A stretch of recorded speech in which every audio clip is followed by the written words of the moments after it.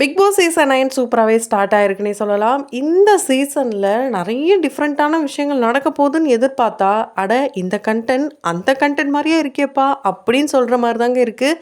ஏன்னா எல்லாருமே நல்ல பக்காவாக ட்ரெயின் ஆகிடு வந்திருக்காங்க. அதனால தான் இந்த பிரச்சனை வந்தால் நம்ம இப்படி ரியாக்ட் பண்ணணும், இல்லை இந்த இடத்துல நம்ம தான் பிரச்சனையை க்ரியேட் பண்ணணும், இப்படியெல்லாம் நினச்சி ஒவ்வொன்றா க்ரியேட் பண்ணுறாங்க. அப்படி தவளை தன் வாயால் கெடுன்ற மாதிரி இங்கே ஒருத்தங்க வாலண்டரியாக போயிட்டு நான் உள்ளே நையான்னு சொல்லி இப்போ ஒருத்தங்க மாட்டியிருக்காங்க. அவங்க வேற யாருமே இல்லை, ஆதிரை. ஸோ இவங்க விஜய் சேதுபதி அவர்கள் கிட்ட செம்மையாக வாங்கி கட்டிக்கிறாங்க. அது எதுக்காக அப்படின்றத இந்த வீடியோவில் பார்த்து தெரிஞ்சுக்கோங்க. வீடியோவை தொடர்ந்து பாருங்க. அதுக்கு முன்னாடி சேனலை சப்ஸ்கிரைப் பண்ணாதவங்க மறக்காம சப்ஸ்கிரைப் பண்ணிட்டு பக்கத்தில் இருக்க பெல் ஐக்கனையும் மறக்காம ப்ரெஸ் பண்ணிடுங்க.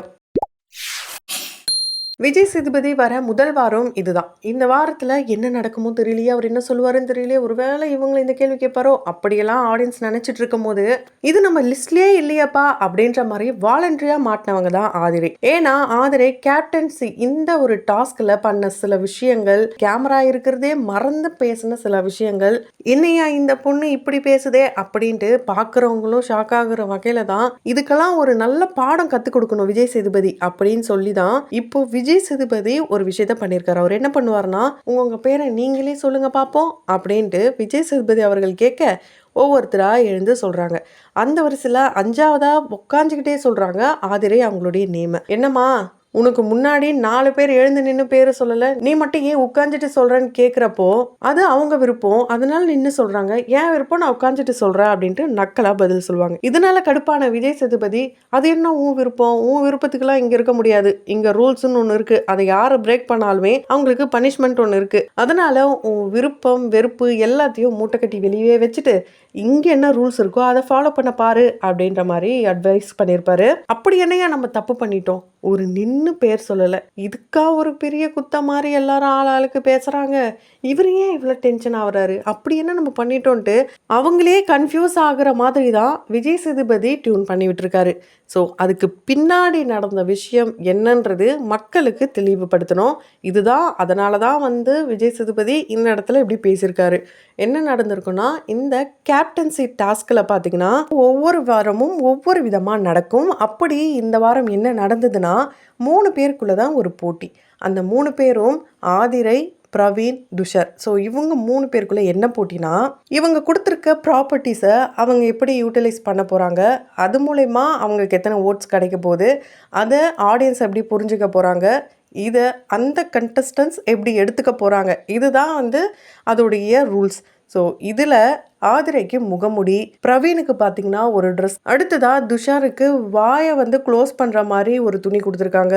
ஸோ இந்த 3 பேருக்கும் ஒவ்வொன்று கொடுத்துட்டாங்க. 3 பேரும் நிற்கிறாங்க. ஒவ்வொருத்தரும் அவங்களுடைய ஒப்பீனியனை சொல்லணும். அதே மாதிரி சொல்கிறாங்க. பிரவீன் காந்தி அவர்கள் ஃபஸ்ட்டு துஷார் பேர் தான் சொல்கிறாரு. இதுதான் பாயிண்ட்டு அப்படின்ட்டு ஒவ்வொருத்தரும் அந்த பாயிண்ட்டையே பிடிச்சிக்கிட்டு எல்லாம் பேசி வச்ச மாதிரி கேப்டன் துஷார் தான்ப்பா வரணும் அப்படின்ற மாதிரி இருந்தாங்க. இதோடைய பின்னணி என்னன்னா, துஷார் வந்தால் தான் சும்மாவே இருப்பான், நம்மளை எதுவுமே பண்ண மாட்டான், அவனே எல்லாத்தையுமே பண்ணிடுவான் அப்படின்னு நினச்சிருப்பாங்க போல இருக்கு. ஸோ நம்ம 2 பேரும் எதுக்கியா நிற்கிறோம் அப்படின்னு தெரியாத மாதிரி 2 பேர் நிற்கிறாங்க, பிரவீன் அண்டு ஆதிரை. ஸோ இதனால தான் கடுப்பாகிறாங்க ஆதிரை. ஒரு பேச்சுக்காச்சு ஒருத்தராச்சு என் பேர் சொன்னீங்களாடா அப்படின்ட்டு வருத்தத்தில் இருப்பார் போல பிரவீன்.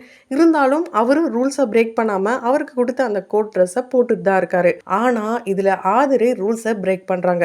என்னையா அவனே கேப்டனாக ஆகிட்டான், அவனுக்கு ரூல்ஸை போடுறீங்க, நான் தான் இதில் ஒன்றுமே பண்ணல, எனக்கு ஏன் ரூல்ஸ் போடுறீங்க, தேவையே இல்லாத ஒரு ஆணி இதுக்கு இப்படிலாம் பண்ணுறீங்க, உங்களுக்குலாம் மூலியே இல்லையா, இதெல்லாம் ஒரு டாஸ்கா, இப்படி வாயே மூடாமல் ரூல்ஸை பிரேக் பண்ணிவிட்டு அவங்க போட்டுட்டு இருந்த மாஸ்கை கழட்டி போடுறாங்க. இதனால் வார்னிங் கொடுக்குறாரு பிக் பாஸ். அதனால் செம கடுப்பாகவும் ஆகுறாரு. ஆனால் அதை எதையுமே கேர் பண்ணாமல் நான் இப்படி தான், எனக்கு நான் தான் ராஜா அப்படின்ற மாதிரி தான் இவங்க பிஹேவ் பண்ணுறாங்க.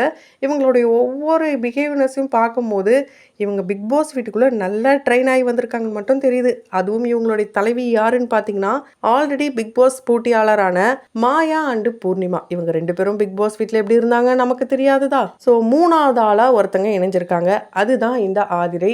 ஏன்னா சொந்த செலவில் சூனிய வச்சுக்கிறது இவங்களுக்கு கை வந்த கலை போல இருக்கு. கிடைச்ச வாய்ப்பை கூட எனக்கு வேணான்னு தூக்கி போட்டது மட்டும் இல்லாமல் அவங்க எனக்கு மதிப்பு தரல, மரியாதை தரலன்ட்டு ஒரு சீரியல் நேமுக்கு துரோகம் பண்ணுற வகையில் அந்த சீரியல் ஃபேமிலியே எதிர்த்து இவங்களாம் என்ன பண்ணுறாங்க, நான் பார் பெரிய ஆளாக வருவேன்னு சொல்லி தான் இந்த பிக் பாஸ் வீட்டுக்குள்ளே வந்திருக்காங்க.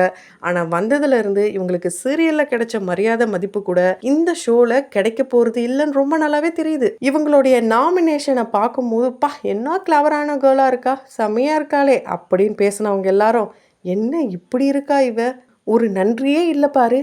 இதை நம்ம பிக் பாஸ் வீட்டுக்குள்ளே வர்றதுக்கு முன்னாடியே மகாநதி யமுனான்னு சொன்னாலே தெரியும். ஆனால் இது எனக்கு அந்த சீரியலில் ஸ்கோப் இல்லை, இது இல்லை, அது இல்லை, முக்கியத்துவம் கொடுக்கல, இப்படிலாம் இங்கே வந்து சொல்லிட்டு இருக்கு பார், இதை முதல்ல வெளியே அனுப்பணும்டா அப்படின்னு சொல்லி இவங்களுக்கு அகேன்ஸ்டா ஆர்மியாக இருந்தவங்க எல்லாரும் கிளம்பி இவங்களை எப்படியாவது வெளியே அனுப்பணும் தான் பார்த்துட்டு இருக்காங்க.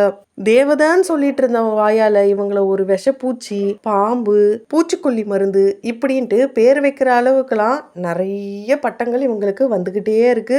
இந்த பட்டங்களோடையே இந்த ஷோ ஃபுல்லாக கண்டினியூ ஆக போகிறாங்களா, இல்லை கண்டிப்பாக இவங்களுடைய அந்த கேரக்டரை மாற்றுறாங்களா, விஜய் சேதுபதி அவர்கள் வார்னிங் கொடுத்தது இவங்க ஏற்றுக்கிட்டாங்களா இல்லையா? ஸோ இதெல்லாம் தெரிஞ்சுக்கணும் அப்படின்னா வீடியோஸ்லாம் தொடர்ந்து பார்க்கணும்னு நினச்சிங்கன்னா உடனே நம்ம சேனலை சப்ஸ்கிரைப் பண்ணிவிட்டு பக்கத்தில் இருக்க பெல் ஐக்கானையும் மறக்காமல் ப்ரெஸ் பண்ணிவிடுங்க.